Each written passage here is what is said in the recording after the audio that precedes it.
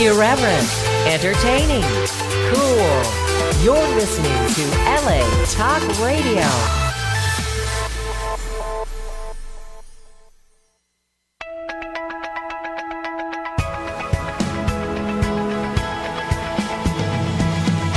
You're listening to Question Reality with Priscilla Leona, right here on LA Talk Radio. Hi, everybody. My name is Priscilla Leona. I am producer and host of this show, Question Reality, coming to you live from Los Angeles, California. And this show is definitely for you if you are questioning your career reality by considering or currently pursuing a career in the entertainment industry.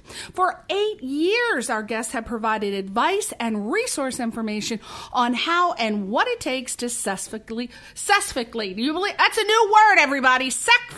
Successfully pursue a career in a wide variety of show business positions.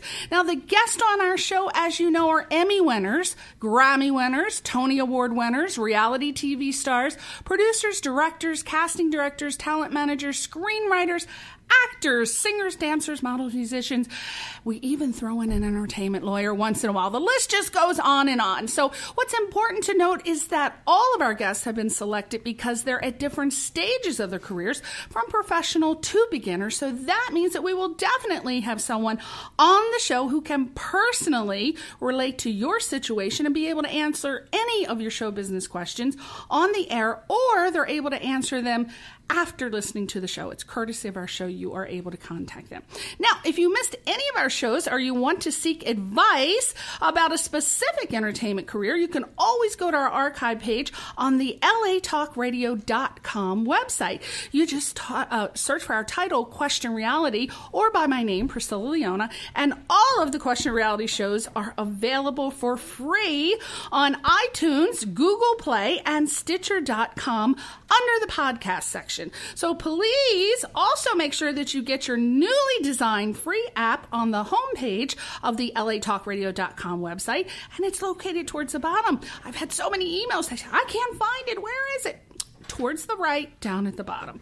So finally, very exciting news. If you want to be a guest or refer someone to be on this show, as you know, we are always booked 6 months to a year in advance, but we are currently booking for 2017. So please go to our official website, questionrealityradioshow.com, and click the contact link. And that's where you can submit to be on the radio show.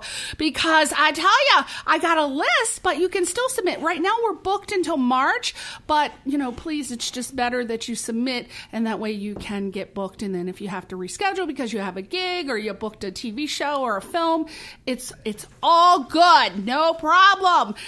Now, my God, I'm under so much stress, tension, and anxiety. I woke up with a fever of 101, and it's not even from the Foreigner song. This is like totally real. I don't know what the hell happened at the Malibu Winery yesterday, but my God, there was kissing involved. There were so many people, and, if there's a hot guy, I'm trying to kiss up on all of them, so Lord knows what one of them got from a hoochie mama, because I am sick as a dog today. And Albert gave me some Theraflu, and my God, that shit, I think that should be on the market as a hot drug. You got crack, you got your crack, meth, heroin, and I think Theraflu should be right up there, because I took some of that. I was out like a light. Didn't wake up till 3 o'clock like a maniac running around. But I made it here, and it is crazy out there with the trickling rain. Of course, in California, I'm from the East Coast, but in California, if the rain comes down, everybody is crazy on the freeway. So we were stuck in traffic forever, but I'm here now. And not only am I here, but we have let me tell you, it is hot in here, but it was not as hot as when Eric Erickson walked in that damn door, let me tell you. Ladies and gentlemen, because he is hot to both. This guy today on the show, and boy, when I posted that he was coming on the show, all of a sudden I got a ton of emails. Is he single? Oh my God. Holy Jesus. Oh my God. So just tons of emails. And let me tell you, he does not disappoint. Now, I was producer on 2 of his projects, Last Call at Murray's and Carbon Dating. And I remember seeing him on the street. I'm like, Jesus, Lord, is this man for real? Holy moly, holy macaroni cannoli. There's no way he looks that good in person. Well, people, let me tell you, better gung up. Give me that applause. Give me some applause. Eric Erickson's in the house. Oh my God. Now, we're going to tell you a little bit about him in a minute. We have my husband, Albert Bico, on the board today. Let's get a little applause meter. You know I like my tacky little... Yes, I do. Yes. People have grown to love my tacky little side. First they were complaining. I got emails. They're like, what the hell are you doing? Stop it with the gong and the applause. Now they love them, and I'm getting people suggesting more. So thank you, everybody. So we have Albert on the board, and then we have today my cousin from the East Coast. She is not in the entertainment industry, but she is an Eric Erickson fan, and she had to come on the show today when she found out that he was going to be on, because she has a curiosity about the entertainment industry, and I thought, what better to bring her on as a little co-host. Again, she's not in the entertainment industry, but she has lots of questions, because who doesn't? Everybody wants to know what Eric Erickson's doing, right? He's like, what the hell's he doing? What's he doing in the morning? What's he doing in the afternoon? What's he doing in the bathroom with the door shut? Well, we know that, but who knows what Eric Erickson's doing? Now, let me tell you who Eric Erickson is. If you don't know, he is an actor, a writer, and he calls himself a self-proclaimed troublemaker. Now, we're going to find out about that, because, girls, when you see him, you're like, oh, yeah, you can get in trouble with me. We can make trouble all night long. But he also calls himself the Angry Viking. I like that. Angry Viking. Now, go to his website. It's theangryviking.com. He's also on Twitter as E.P. Erickson. Yes, I guess that's his middle name. We're going to find out. And he's on Instagram as the Angry Viking, and also, Paul on Facebook. Eric Paul Erickson on Facebook. So you want to go there and follow him and tweet him. And girls, let me tell ya, it's worth your time. Get that Vaseline and the batteries going, and just pull his picture up, and you are good for the night. Bottle of wine. Eric Erickson's with you. He's with you. Now, Eric Erickson, the Angry Viking actor, writer, troublemaker, graduated from the University of Southern California School of Theater, and he spent his early years performing in theaters across the country in roles ranging from Hamlet and Mercutio to Conrad Birdie, one of my favorite characters, and Charlie Chaplin. Oh my gosh, I can't see him as Charlie Chaplin, but I'm curious about that, what he did as Charlie Chaplin. He has been seen in a ton of feature films, including Damn Sharks, one of the ones that I was producer on, Last Call at Murray's, and also I was producer on Carbon Dating, hysterical, funny show. And he was recently on the hit television show The Last Ship, which is one of Albert's absolute favorite shows. He never misses that. And among many other things that Eric does, which we'd want to know about, but I can only get so much out of him, but he also does comedy, and he performs at the world-famous Comedy Store, Garrett Morris's Downtown Comedy Club, and with the Rebels of Comedy. And he even spends some time as the master of ceremonies in one of Wrigleyville's largest sports bars, working a crowd of thousands of Cub ceremonies. Oh my gosh, I wonder what he did there. And he dealt with fans and a little bit of trivia. Eric is, are you ready? Now, when you see him, girls, you're going to know this is true. Eric is a direct descendant of the, I don't know how the hell you pronounce this. We're going to have his help. The Yingling Viking Dynasty. Oh, give me applause on being a Viking, because I come from Viking stock too. And a gong applause. Yes. Yes, we love Viking men. Oh my God, what woman doesn't want a man who comes from Viking stock? You know, those bitches could go all night long. We like our Viking men. So without further ado, welcome to the show, Eric Erickson. Thank you. Wow. That has got to be the greatest introduction I've ever received. Oh. In ever. Yes. Thank you. Well, real well, this is real clapping. Yes. Very Real nice. copy. Well, you deserve it, Eric Erickson. Now, Wow. some of your recent projects include Last Call at Murray's, which, you were hysterical in that. Thank you. I've seen it so many times, and my God, you got to see it. You got to see it. You can go. It's on. Where can we see it? I don't think they've gotten distribution yet. It's at the film festival circuit right now. So you don't want to distribute it. You got to win the awards first. You know. And you know what? If you are doing a project with Linda Palmer, which I've done many, you are going to win 2250 awards. Well, we did just win at the Laughlin Film Festival. We just won Best Ensemble. Okay. So the entire cast got to share in that. So that's a great thing. Wow, yeah. You know? Because it really is. If you haven't seen it, it's an ensemble film. Michael Gross and John Savage are at the lead there. They're taking everything going behind them. But everybody has a great part. There's all these wonderful intersecting storylines.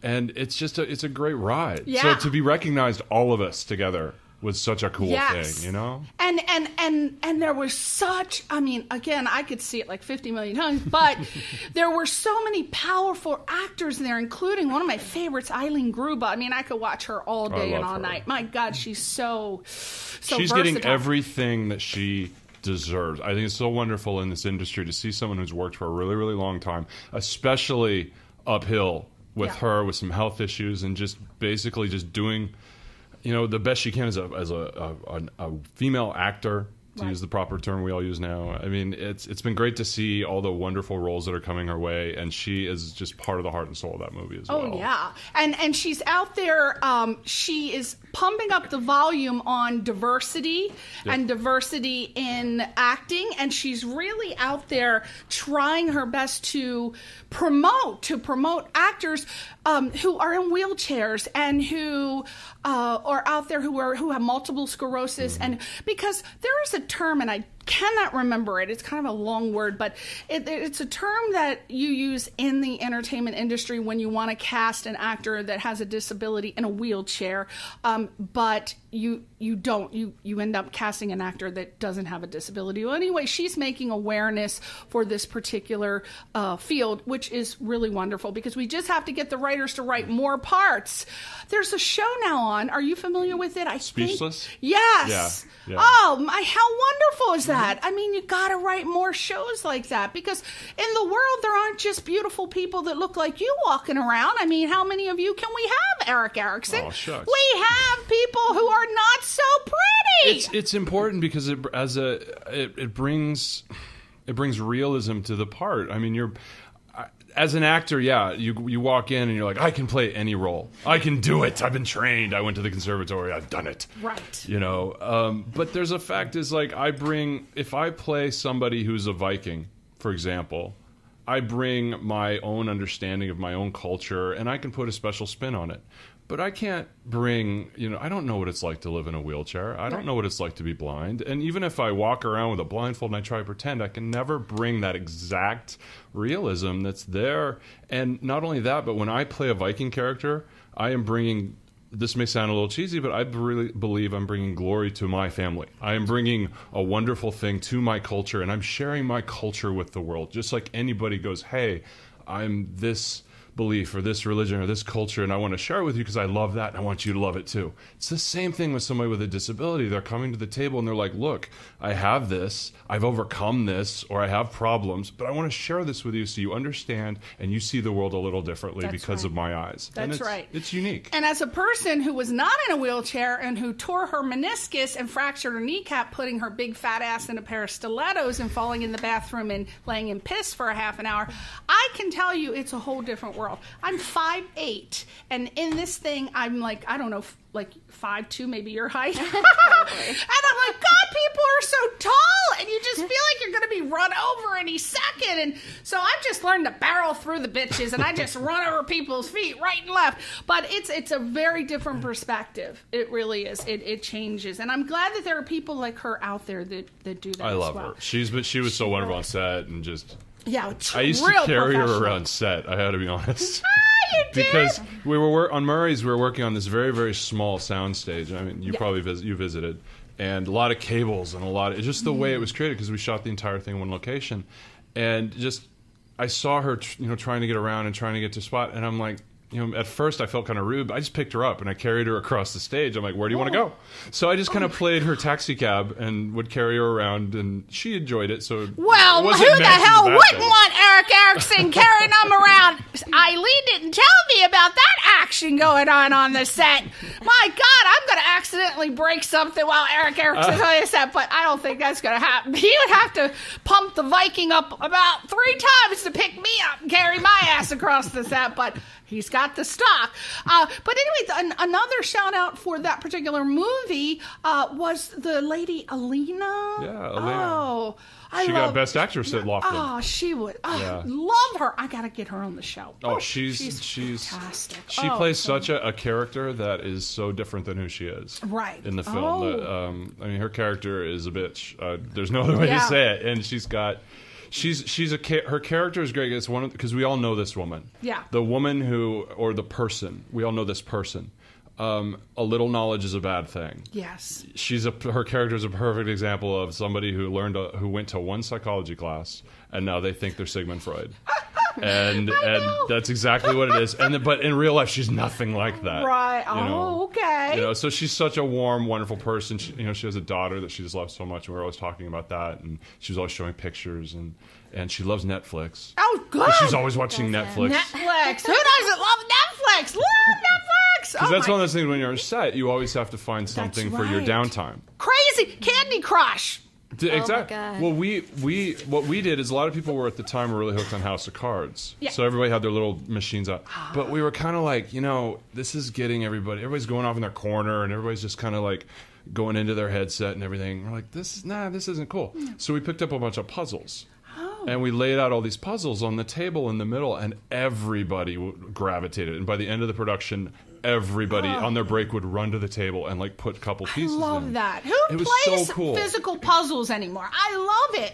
Can't get Albert to play. He wants to go in his room, me in my room, and we play like Star Trek or something. But yeah, physical puzzles. You got to find something to do mentally on set. Yeah. You can't just sit around. Yeah. And, people don't realize how much downtime there actually is. I mean, you'll wait all day, and then if you're not a principal actor like yourself, you could wait all day, and if you have a little co-star part or you're a guest star, you're on for 5 minutes, and you've waited like 17 hours, and you got 5 minutes, and it's like, okay, bye. But there's a lot of downtime. So you do have to, you will get addicted to Candy Crush real quick. Now you have, I don't know if it's because when casting directors are looking at you, they're like, oh my God, this is Thor. But you just recently played Thor in, is it Dreffen Myers? What is that? I did. I played Thor, and it's a short little comedy film called about dating. Right. And it was that. I've actually photo doubled for Chris Hemsworth. Oh my God! That's my fantasy, man! Well, I'll here, ladies. I'm going to take her fantasy. I'm going to watch. You're going to see her implode. Here we go. Ready? Woo! Okay. Here we go. Did you see Vacation? Yes, I did. Do you know the joke in Vacation about Chris Hemsworth's private parts? No, I don't remember. Remember, every time he would move, there was something out of his shorts would hang low. Oh yes. Yeah, I was his penis double. Yeah! I'm not kidding. Stop I'm not joking at all. Oh my God! All right, so we're all running that Netflix. Here we come. Here we come tonight, everybody, girls. Here it comes. So what happened was, Chris was actually off filming In the Heart of the Sea, the whale movie. Right. And they were doing reshoots for Vacation. And I got a call, and my manager was like, did you know about this? I'm like, no. And he's like, you look like Chris. They want you to come in.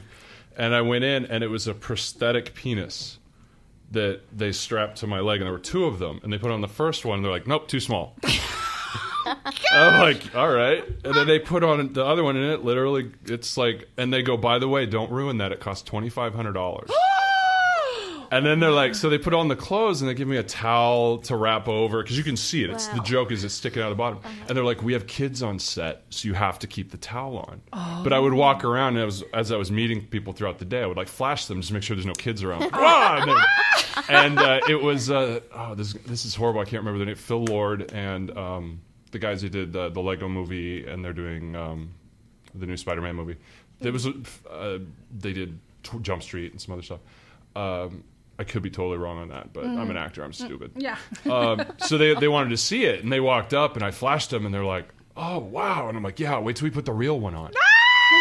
And they were like, love it. And so The before action. yeah, so if you see the movie, they put his head on my body. They actually literally digitally took his head and put him on my body. Oh, and I just did it for I fun. gotta look for that shot. That's it. We're going to Netflix tonight. Now, you played a biker on The Young and the Restless. I did, like 2 weeks ago. That was so much fun. Now, what's the difference between, because you've done film, you've done theater, you've done TV. Mm-hmm. What's the difference? Because I hear doing soap operas is a whole different animal. Totally. Let's talk about that. Okay. How so? Well, for one thing, it's really run and gun. I think my entire scene took less than 10 minutes to film. Okay. And I was there all day and talking about just sitting there. Because it's like community theater, really. It's really like get up, rehearse the scene once or twice, boom, go. And they change your lines and you got multiple cameras and it's just really, really quick. And I was talking to, I'm going to ruin a whole bunch of people's lives right now. I was talking to my wife. Oh, Sorry, damn it. ladies. Oh, we got to do a gong on that Sorry. one. He's got the wife. No. 12 years, sorry. No, that's all right. I'm not sorry. Oh, but- that's actually a huge success in Hollywood to be married we've been together 12 years. for over 15. We've been married for 12. Oh, congratulations! That is you. that. Well, you're something Success special, story. Oh, right? thanks. Right. She's- That's extremely. she's my rock. She's an actress as well. No, or she started out as an actress and then she very quickly learned to hate the industry. So now she's in finance. That's probably why they're still together after 12 years. You can't put two She actors. does. She gets together. just enough Yes. to understand what I do, and then she's like, "That's enough." That's it. You know. I'm going to That's work. the secret. Yeah, good job. But I was talking to her, and she asked me the same kind of questions, like, "What was the experience like?" And I told her, I'm like, growing up in the industry or getting older in the industry, this is the first soap that I did. But you always were told, don't screw up on a soap. And it was like this unwritten rule that it's like, if you mess your line up once, they will kick you out. Yes. And I going to auditions, and I was always like terrified if I got one. I was like, if I screw up my line, I'm dead. Yes. They'll kick me out. And reality, like I never stopped and thought about it. It's like an urban legend. I never stopped and thought, are there really alligators in the sewer? Because think about it. Yeah. If they hired somebody and they cast you and they brought you in and they're ready to shoot, like they have another guy sitting in the That's back. right. And that's what you think. That there's right. another guy sitting back there like, you are out of here. Yeah. Get Joe. Next. That's right. And I'm like, that is so dumb. And so as soon as I realized that, I was like all my nerves went away, and I started talking to the other cast members, and they're like telling me stories about like, what, you actually memorized your lines? We make them up on the spot. They're so relaxed. Everybody's so chill. And they shoot it like an opera. I don't know if you've ever done opera or like a cross stage. I was in Rosencavalier. Okay, so you know how they move LA like opera. one set, Yeah. and then they'll like cross one Right, in, and right. it's basically like you have a set. There's one set, like the bar set, Yeah. and you turn a little to the right, Yeah. and there's a bedroom set. Yeah. You turn a little more, and there's another set. So like we're all sitting there lounging on some like dining room set in the chairs, talking all the cast, and then watching them film. Another Right. one. And they're like, "Okay, we're ready for you." So we all jump on set, and I was out of there in 10 minutes. That's so But it was the different. coolest experience in a long time. I mean, I've loved working on Murray's, and I loved working on Damn Sharks, and all the things that I do. But it was just a different experience, and it was so much fun to like. You get to overact a little bit, Yes. and it works. Well, you have to for soap opera. Yeah, but then you go back and watch it, and you're like, "Oh, why did I do that? Or why did I do that?" And they get in on the close-ups on the Oh, I soap loved my operas. close-ups. You I was so well, happy with those. They give you some good-ass close-ups. I'm like, look at that right? light, look at that chin line, yeah. Ooh, look at my Viking features. Oh. God, I'm so hot. Ah! Now you also now let's talk about my husband Albert's favorite show. You were on the last ship. Oh. We want to hear what you were rogue. I on was that, a rogue. Right? I played. If you follow the show, they're moving along the country, and there's some problems in Washington D.C. And I was like the right hand man that got sent to bring one of the characters back, or a couple of the characters back. And then, if you haven't seen it by now, I got killed. It's kind of a running joke. I get killed in so many. I actually put together like a little clip reel of me just dying, and I posted it once. But what was cool about it is when I got cast in it, I got cast because I have a really heavy stunt and action background. I've worked with wrestling. I've worked with stunts. I've trained in Muay Thai, boxing. I have a lot of that, and so it was really cool. And they brought me in, and they're like, "Wow, you can do this." I'm like, "Yeah, I can." They showed me the script. They're like, "No problem, I can do it with my eyes closed." And they're like, "Okay," and I get the gig, and I show up, and I look over, and we're friends now. But they're like, "Hey, Eric, this is your stunt double." What? This is your stunt double, Aaron Farmington, and we're friends now. But And he actually knows that we know the same people, so we're sitting there like chatting. It was funny. But I'm like, what do you mean stunt double? And they're like, oh, no, he's going to do all your stunts. And I was like, no. So I went and I grabbed the stunt captain, and he's like, yeah, Aaron's good. He's, he had his hair long, and he looked just like me. There's a photo out there, the two of us. It's hilarious. And I'm like, dude, there is nothing in the script I can't do. And he's like, are you sure? And I go, hold on. I whip up. This is why you always have your phone charged, and you always download your reel onto your phone. I whipped up my phone, and I showed him my stunt reel. And he looked at it and went, you're right. Aaron, come here. And he's like, you're out. Wow. And he goes, and they put the pads on me, and I got to do my entire... He sat on the side, and I did all of my stunts in that episode. Wow. And I got a new phone out of it, because that's what I got paid, and I joked that Michael Bay paid for my phone.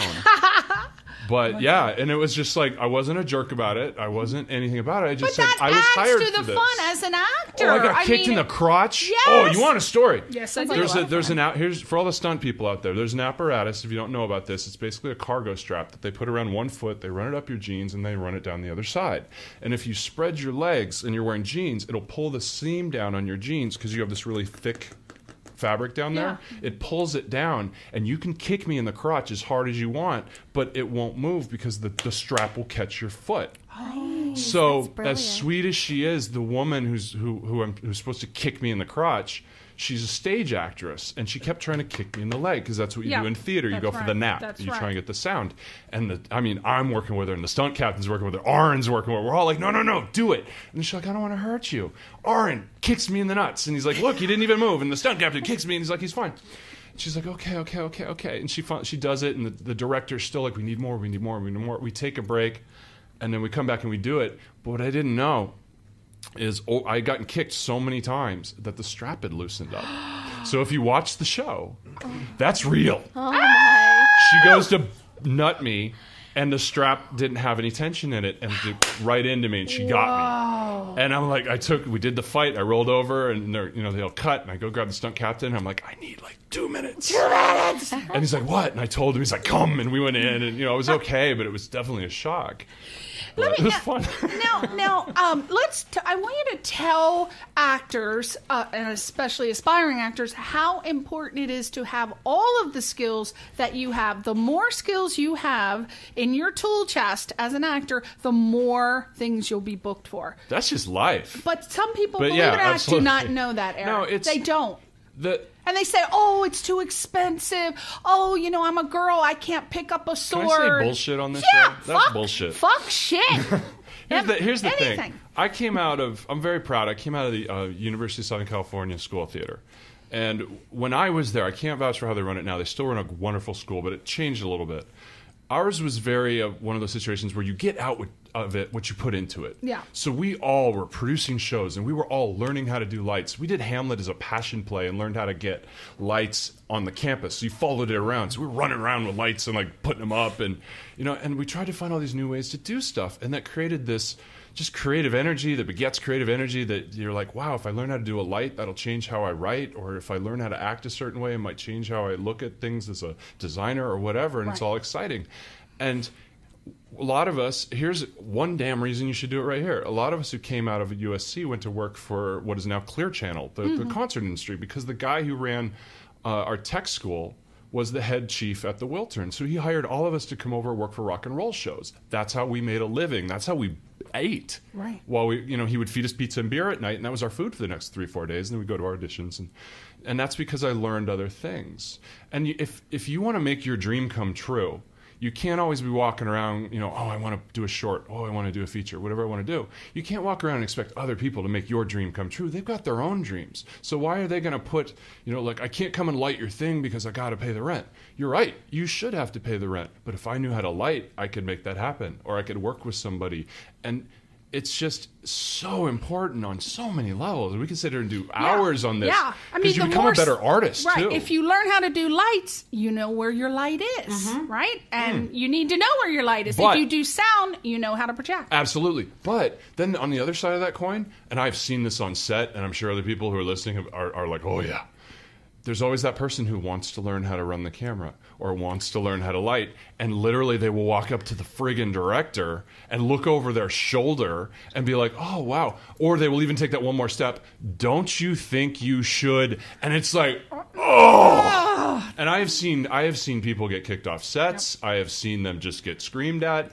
Watch, learn, and they go practice up. Right. But, you know, if you develop a relationship with the crew, that's one thing, but you're there to act. That's something that I also stress. Set etiquette. It is so important. And that's why I always stress starting out. Some people may disagree, but I love the whole idea of starting out as a background actor. There are so many things that you learn, including set etiquette. And you get to watch and see how the lights are hung, and you see the boom mic and how things are set up. But one thing you learn is set etiquette. Tell us how important that is, because actors, I've seen it. Being a background actor, I see them, they go right up and stand behind the camera and they want to look at the dailies. They want to look at themselves. You don't do that. If you're in Video Village, my rule is, unless you're working on production, like I produce and I'll work, above the line on certain product, I get to go wherever I want because I'm the one who got the finance. Eric brought up a very important thing. He just said above the line. There's above the line and then there's below the line. Above the line is like the producer and the director, and then below the line, the grunts. Yes.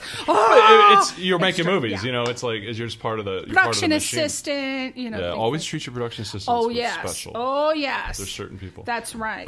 Set etiquette. Yes. Like Video Village, if I'm invited to Video Village, that's when I go. And Video Village is where they set up the monitors, and the director and the DPs, director of photography is usually there, and maybe the star and some other people.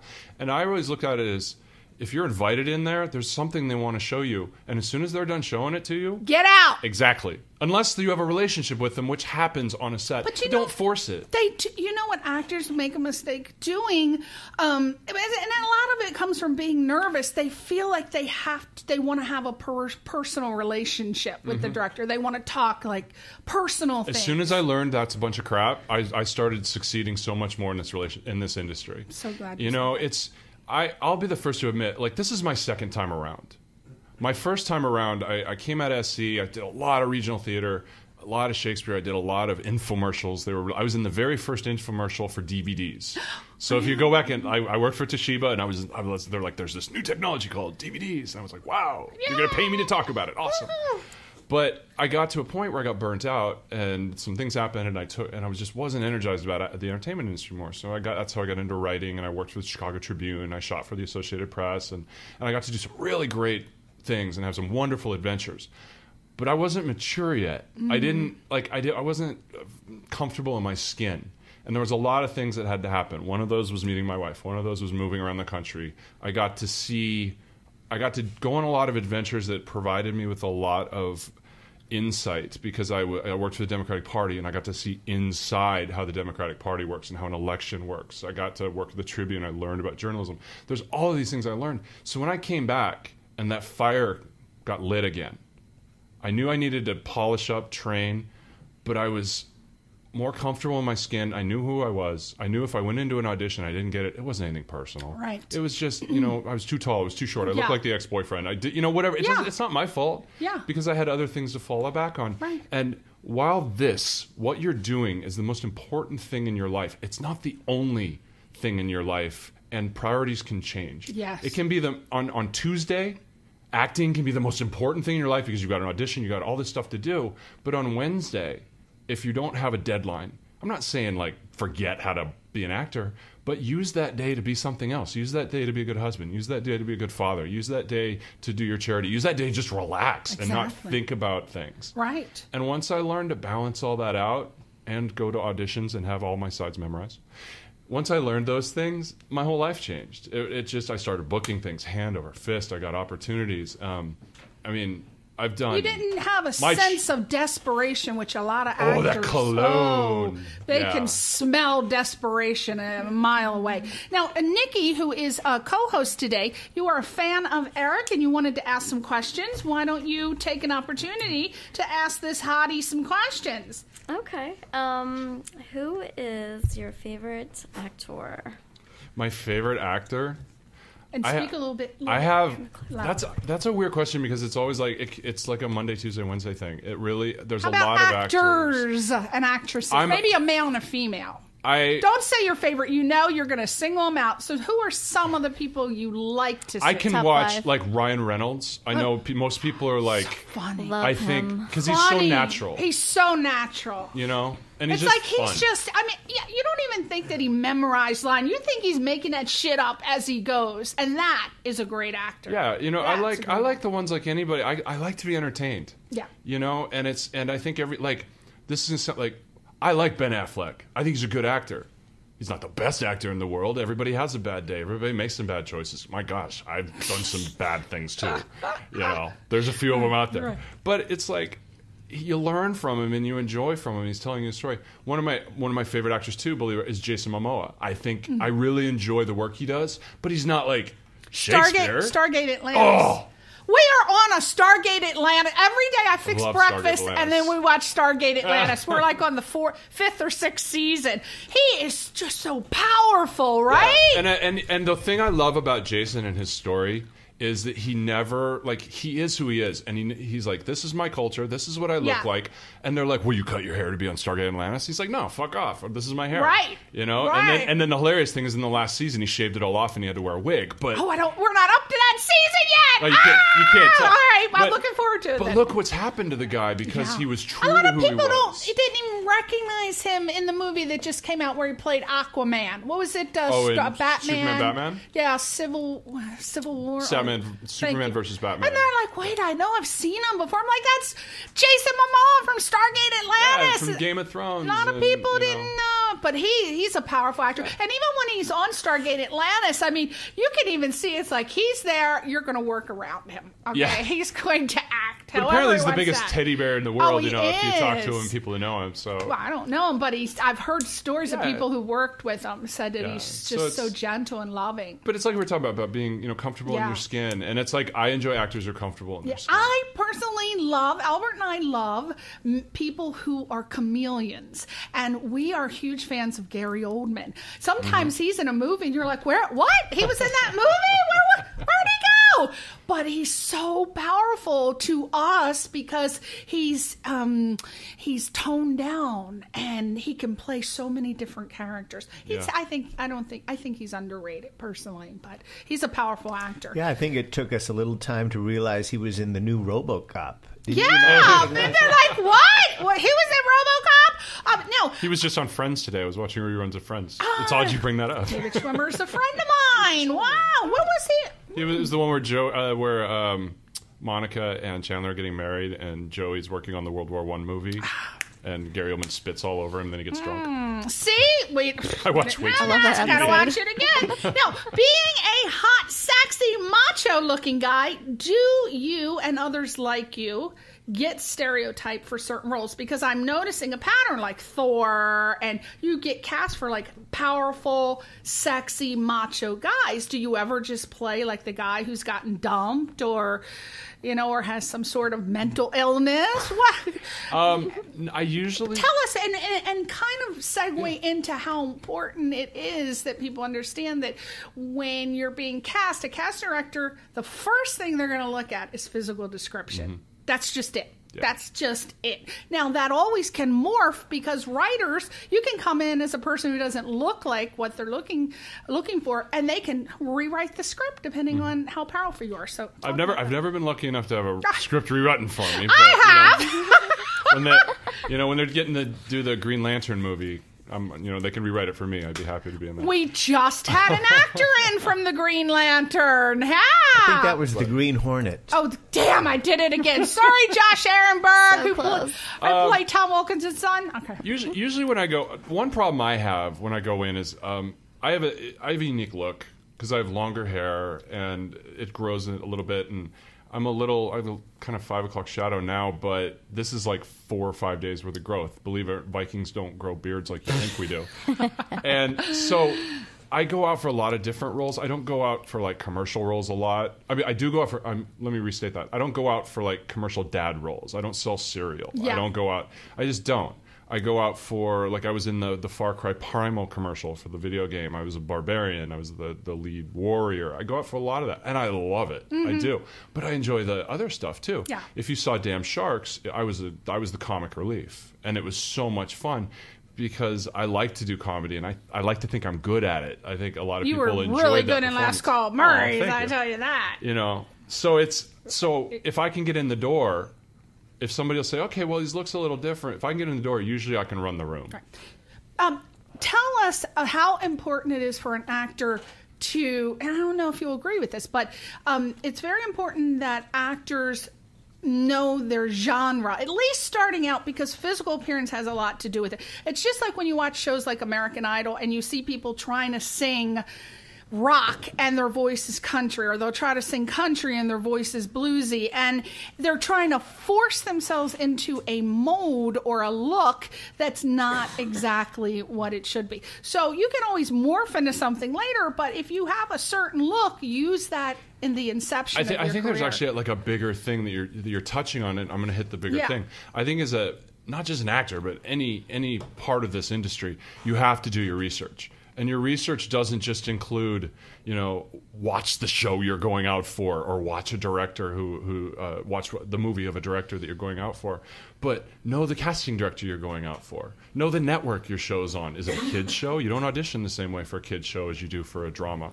Are you going in for a DC Comics movie? Well, you better damn well know at least the basic characters. Right. And the more research you do, without throwing it in their face. And I've seen actors who walk in there and they'll pull out, and I'm probably guilty of it once or twice in my younger years, but they'll pull it out and be like, oh, well, this is wrong. Superman would never do this. Superman would actually do this. Yes. And the more you know, the more you know. Yeah. The more you come in, and the better prepared you are, and your performance is going to be better, your banter is going to be better, because that's half the job, is talking to that person. Right. Because they're not only trying to figure out, are you right for this job? Do you look right for this job? Do you talk right for this job? They also want to know, are you going to come to set cracked out? Are you going to not be able to put two words together? Are you going to be so shaky? Because they need to make sure it's like a job interview. That's right. They don't want to hire somebody who's not be able to perform. Even if they do a great job, they're not going to be able to show up and be a functioning part of the set. Right. So you got a lot on there. The more prepared you are, the better That's you right. are. You cannot be too prepared. And touching on what I said earlier, let the casting director, when you go for an audition, take the lead. For example, because I'm fluffy, I like to call myself fluffy. I have lots of friends who are producers, directors, and casting directors. So when they can't find a person, a regular actor, they'll call me and say, Priscilla, can you please come be my fluffy person? They just know to call me. Okay. So I went in for a casting for Baskets with Zach Galifianakis, and I knew I wasn't right for this part, but I said, yes, I'll just go. They just need to fill the place up. You know how casting directors, agents and managers, they have to send a certain amount of people to. So I end up talking to, everybody was coming in and out like within 5 minutes, right? So I went in there, and the casting director saw that I had an injury, and the next thing you know, she started talking about her toes, and she had to have toe surgery. Well, we were talking for a half an hour, and we created a whole bond, even though I was not right for this part for many reasons, but we've now become friends, and she's like, oh, I got some stuff for you, because I told her, I am not an actor. If it's one line, great. I cannot memorize shit. Don't even, if it's background, love it. If it's one word, love it. But if it's one sentence, no. So she's like, oh, I got tons of stuff. And it was just from us bonding over toes. Casting directors are people too. Let them take the lead, though. Don't try to talk, because again, that's that smell of desperation. So what other question do you have for him? Well, speaking of memorizing lines, for someone like myself who has a memory of a goldfish, what are your techniques on memorizing your lines? That's hard shit. It's hard. I don't know. Oh, the gong. We got 5 minutes. All right, make it count. I will be the first to admit I am horrible at remembering lines. I have been my entire career. Really? And I started out in Shakespeare. So it was like soliloquies. Yeah, I played Hamlet, and learning Hamlet was like one of the most excruciating experiences of my life. And I know I still screwed lines up, because every night the director would be like, "You missed this," and I'm like, "It's a 4-hour play." Oh, God. It's just repetition and finding something that works for you. And it's like self-tapes. We get a lot of self-tapes now, eco-tapes, because they want to save the paper, save the time. But a lot of casting directors now will send out literally 8, 9, 10 pages, and you have to memorize it on the fly. So just for me, is just literally repetition, getting up and just going through it and going through it and going through it. And then as soon as my wife helps me self-tape, and as soon as she gets home, I'm like, guess what? We get to record. And she's like, ugh. And we'll run it like 7-8 times. And by that point, I'm like, you know what? I think I got it. And the hardest part for me with memorization, not sticking back with auditions, is it's like the TSA. Not every airport's the same. Yeah. With casting directors, some want it word for word for word, and usually that's like children's shows or something like that because it's for timing. They need every single word right. Other casting directors, especially films, they're like, just get close. You don't have to be perfect. But you don't know which one until you develop, I'm pointing over at you, relationships with the casting directors and get to know them. That's right. You know? Yeah, so just be prepared to do both. Now, we only got 5 minutes. I want to know what exciting things are coming up for you, my Viking. I'm begging for money. Oh, that must mean you're producing something. I am. Well, yes. I'm working on. We just finished the first round of financing. We're trying to nail down our seed money for a science fiction film that I wrote, and we are hopefully looking for February, March shooting. We're in the middle of, like I said, finishing the financing, starting to reach out to some of the actors, including people from Stargate, and but we're getting ready to do that. So that's taking a lot of my time, and we're finishing up some scripts. I have like 3 other scripts that I just finished up that my management's like looking at, and we're trying to get them out to people. Are you requesting money? Are you doing a website crowdfunding campaign? Or no, we talked with the producers, and just because of the way that we want to put this project together, and then the production company that's doing it, they feel very solid that they would rather go with a group of producers, executive producers and financiers to bring in the money. That way it's just done. You know, and then they only work with them because they're trying to develop relationships for other pictures. Because it's always about relationships. Yeah. We don't just want to make one movie; we want to make a bunch of them. Right. You know, right. So working on that and looking forward to my vacation. Oh, where are you going? We go to Vegas every Christmas and we bunker Oh my in God, we go Rockstar. to Vegas every Christmas, depending on what week. Sometimes it's the first week, second week. Yeah. But every time we go, there's like blackout dates, so we don't get to watch. We never see Donnie and Marie. We got to see them one time. It was the best show ever, and they're like, damn, they're on vacation. It's hard to go around Christmas, Zach. Well, we've been going to the same place for years, so like we just kind of call up the certain hotel and they take good care of us. And we basically, it's like we bunker in. My wife and I, we work our ass off until the day before, and we go to Vegas and we don't gamble. We don't do it. No, we just go to like shows. Spas, massage, sleep, shows. Yeah, we don't gamble. We just go for the shows. So looking forward to the good ones. So we want to point out your website again. I want everybody to go visit his website. And hopefully you're doing some more Viking movies, because I want to see some Viking shit. We're working on that. Viking. You got to write Viking stuff for yourself. Well, that's what's neat about this sci-fi project. It's kind of like Vikings in space a little bit. So that's all I'll tell you. Oh. So now, are you cool. Where can we follow that? Do you put that on your website? Or? I'm very active on Twitter and Instagram. Okay. I'm kind of ghosting Facebook a little bit right now with all the politics, but it's just everywhere. I had to draw a line in the sand. I'm like, you know what? And that's another thing. As a performer too, you have to be careful. Yeah. You know, right. I don't have the clout to sway people's opinions, so I just kind of keep it to myself right now. Yeah. Well, we were there. What was it, Albert, about the Star Trek captains? Some of them were. Oh, yes. Trekkies for, I forgot what it was. Trekkies for Trump? Trekkies. No. Anyway, there were a bunch of the Star Trek captains, and half of them, the only ones that didn't, who was it? Who didn't, we thought they were very smart not to comment for who they were voting for. William it was Shatner. Didn't say anything. Yeah, and who else? There were some other ones, but I can't remember. Okay, well, at least at this point, it's not about swaying opinion. It's just people screaming into the storm. Yeah. And it's like, why keep going? Waste of time. Well, we want to go, it is. So we want to go to Eric's website, theangryviking.com. He's on Twitter at EP Erickson and Instagram, The Angry Viking, and he's ghosting Facebook, but you can always follow him for a while. Well, after the elections, after the elections, then you can get back and he'll be happy to respond.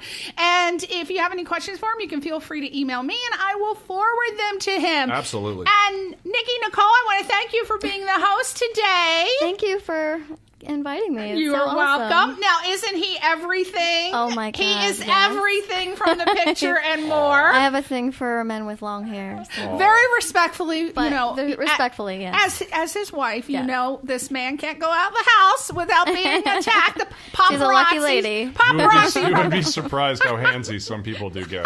Oh my God, I can't After imagine. 12 years, she's like, yeah, you can take them from 12 to 3 and just have them back for dinner, right? All right, everybody. Well, I want to thank you so much. Say goodbye to your fans, Eric Erickson. By the way, thank you for all the wonderful things you've been saying lately about Young and the Restless and Damn Sharks and Last Call at Murray's. It's been wonderful. Carbon I dating. Love carbon dating as well. I love talking to all of you, so please keep up the tweets and Instagram, and anything you have, please send an email. I'd be happy to answer. Send an email. QuestionRealityRadioshow.com. We're there. Thank you, everybody, for tuning in. We'll see you next week. Question Reality. Bye-bye.